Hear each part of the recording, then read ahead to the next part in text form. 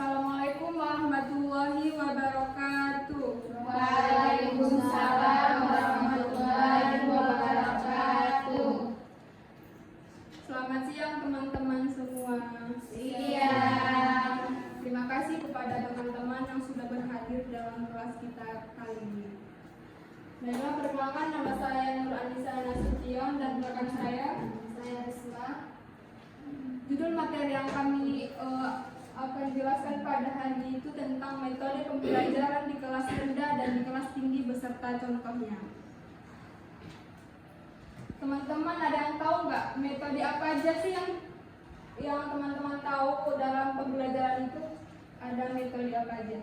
Ceramah, Betul. Diskusi. Betul. Oke. Sebelum kita memulai presentasi kita pada hari ini, sebaiknya kita ice breaking dulu. Teman-teman mau nggak kalau kita ice breaking hari ini? enggak. Oke. Enggak. Ini videonya ya? Enggak semangat. Makanya kita ice breaking dulu. Teman-teman berdiri guys. Berdiri.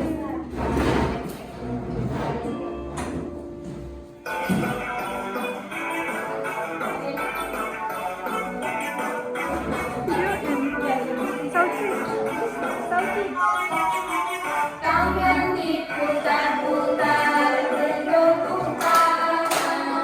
Tangan diputar-putar, genggamlah bahu. Tangan diputar-putar, peganglah lutut.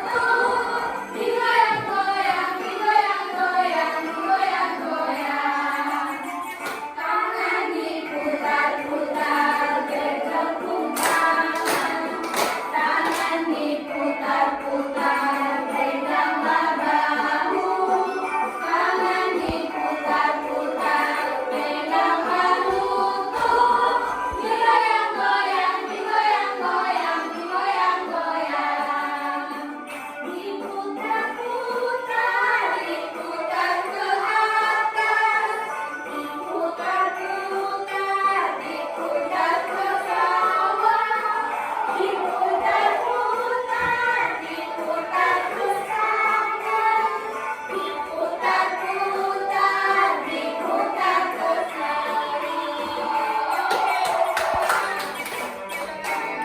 ke kiri.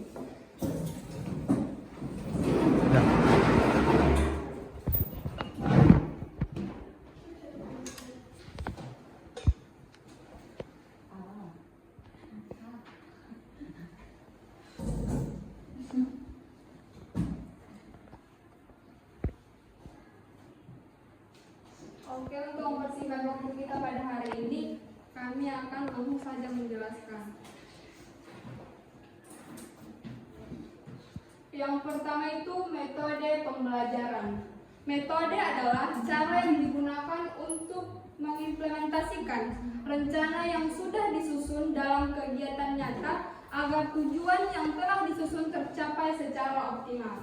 Secara sederhananya itu seperti metode adalah melakukan sesuatu atau cara kerja seorang guru nantinya dalam melakukan pembelajaran di dalam kelas. Yang artinya cara guru mengajar untuk memastikan murid-muridnya belajar dengan baik dan mencapai tujuan pembelajaran yang telah ditetapkan. Selanjutnya itu metode pembelajaran di kelas rendah. Yang pertama itu metode bercerita. Metode bercerita adalah salah satu cara yang efektif untuk memberikan pengalaman belajar pada anak usia dini. Dengan menyampaikan cerita secara lisan, guru dapat mempengaruhi perkembangan anak. Penting untuk memilih cerita yang menarik dan mampu menarik perhatian si anak, karena bercerita merupakan metode komunikasi universal yang sangat berdampak pada jiwa manusia. Contoh dari metode bercerita itu seperti ini. Kebaikan si kucing.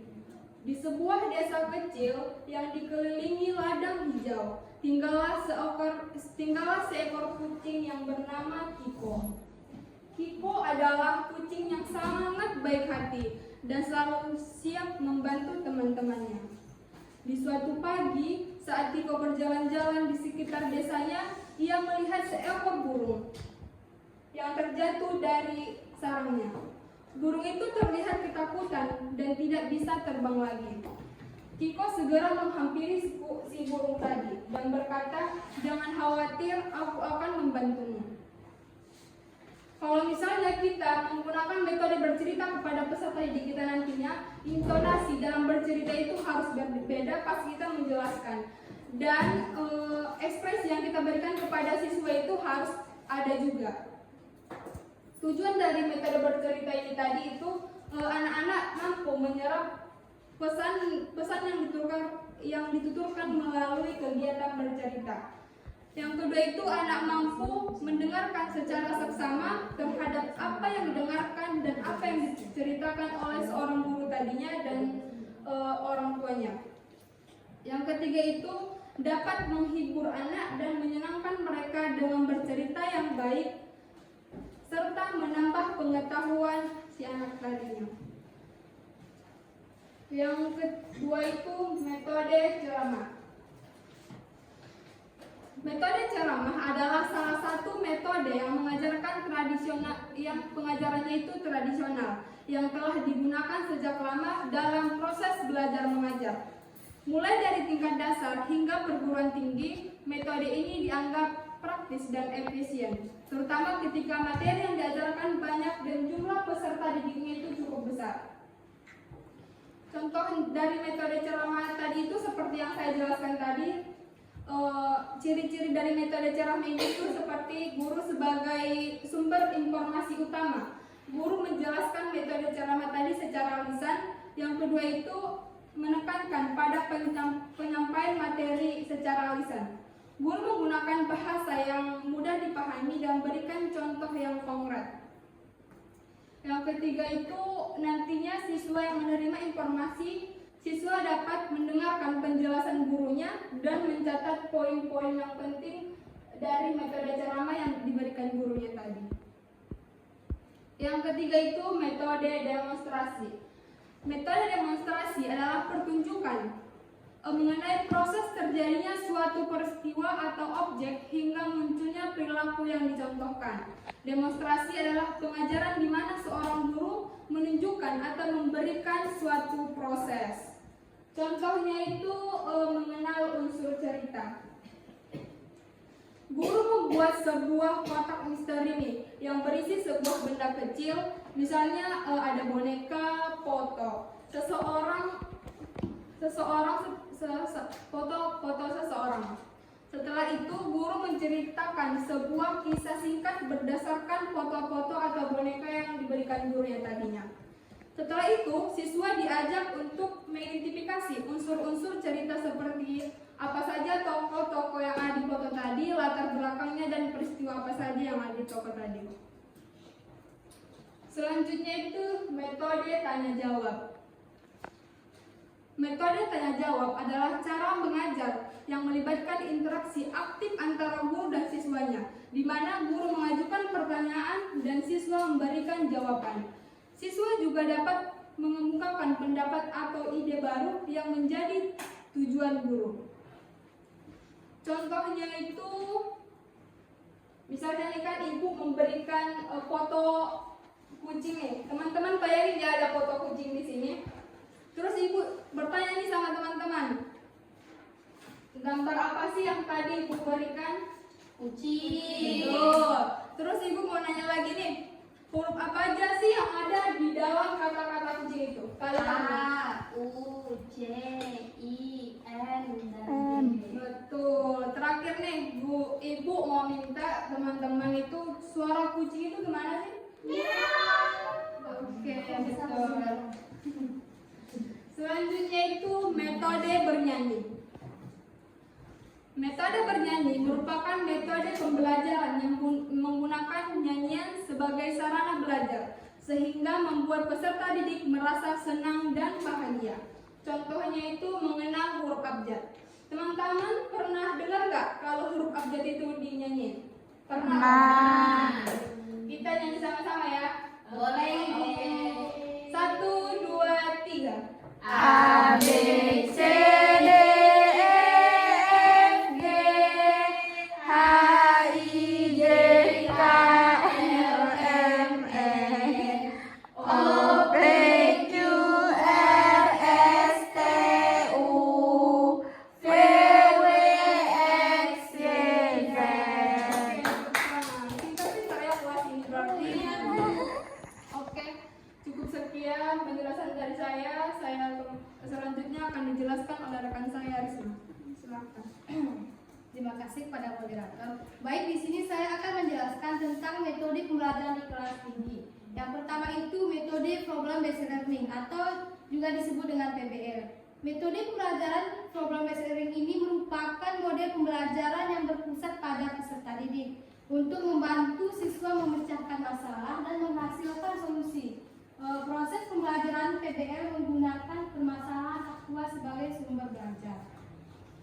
PBL juga dianggap sebagai pendekatan pengajaran yang berpusat pada siswa yang mengilhami siswa untuk menerapkan pemikiran kritis melalui masalah simulasi untuk mempelajari masalah yang rumit, beragam dan praktis yang mungkin memiliki atau mungkin tidak memiliki jawaban standar.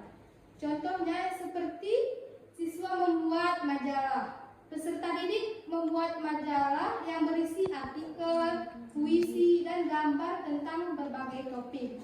Nah, pada membuat makalah ini juga memiliki langkah-langkah. Langkah-langkahnya seperti tentukan tema majalah, misalnya lingkungan, budaya, atau kegiatan di sekolah.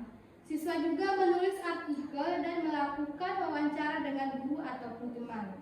Dan mendesain dan cetuk majalah untuk dibagikan kepada teman kelas ataupun orang tua. Yang kedua ada metode role playing atau juga disebut dengan metode bermain peran.